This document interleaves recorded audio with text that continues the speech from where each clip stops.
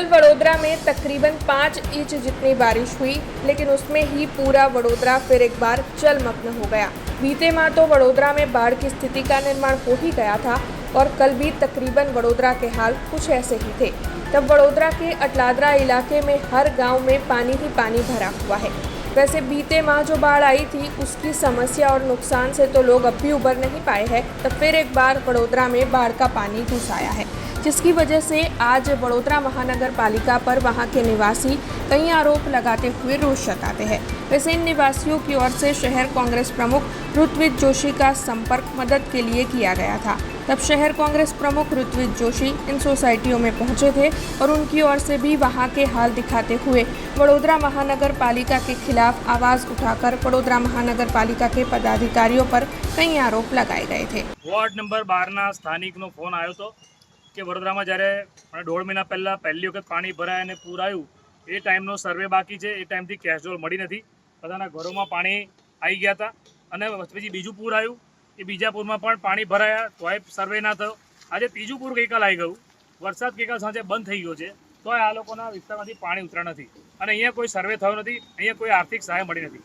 એટલે આપણા માધ્યમથી રાજ્યના મુખ્યમંત્રીને ભાજપના નેતાઓને પૂછવા માંગુ છું, મુખ્યમંત્રી સાહેબ તમે ગઈકાલે વડોદરા આવ્યા, તમે વડોદરા આવીને પ્રજાના આ પૂરગ્રસ્ત વિસ્તારની મુલાકાત લેવાની જગ્યાએ તમે પ્રાઇવેટ ખાનગી જગ્યામાં ખાનગી વેપારીઓને મળ્યા। તમે રાજ્યના મુખ્યમંત્રી પોતાની જાતને મૃદુ અને મક્કમ અને પારદર્શક કહેવત, તો આવો પારદર્શક કહેવત છે કે ભ્રષ્ટાચારની સીમા ઓળંગી કાઢી તમે। આ વડોદરાની પ્રજાએ આ ભાજપના નેતાઓને 5 વર્ષ 10 વર્ષ નહીં 30 વર્ષ સત્તા પર વોટ આપ્યા, છેક તળિયેથી નળિયે સુધી બેસાડ્યા, માથા પર બેસાડ્યા। કોર્પોરેટરો ભાજપના, મેયર ભાજપના, ધારાસભ્ય, સાંસદ બધા ભાજપના, મુખ્યમંત્રી ભાજપના અને પ્રધાનમંત્રી ભાજપના, તો વડોદરાને પાણીમાં ડૂબાડશો એટલા માટે વોટ આપ્યા હતા। પ્રધાનમંત્રી સાહેબ તો ગુજરાતમાં આવીને ગયા પણ વડોદરાની પ્રજાને એક સંદેશો નહીં, સાંત્વના નહીં।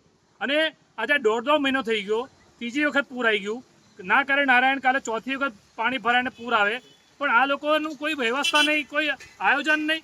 ઉપરથી મને ખબર પડી કે ગઈકાલે કોર્પોરેશનના વોર્ડ વાઇઝ આ લોકોએ તરાપા આપ્યા છે, તરાપા એટલે પાણીમાં તો ડૂબાડશે જ આ લોકો।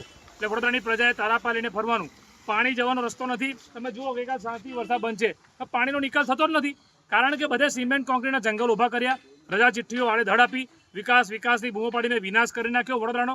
વડોદરાના મહારાજા સયાજીરાવ ગાયકવાડના વડોદરાને ખાડોદરા બનાવ્યું, ભુવાનગરી બનાવ્યું। વડોદરાની પ્રજાએ તો આ લોકોને રેકોર્ડ બ્રેક વોટ આપ્યા અને આ લોકોએ શું કર્યું તો કે પ્રજાને એવું કીધું લો તમે રેકોર્ડ બ્રેક પૂર લઈ જાઓ। પાર્ટ 1, પાર્ટ 2, પાર્ટ 3 પેલી વેબ સિરીઝ આવે ને, વેબ સિરીઝ મને તો લાગે છે વડોદરાના પૂર પર વેબ સિરીઝ આવશે। પાર્ટ 1 જોયો, પાર્ટ 2 જોયો અને પાર્ટ 3 જોયો।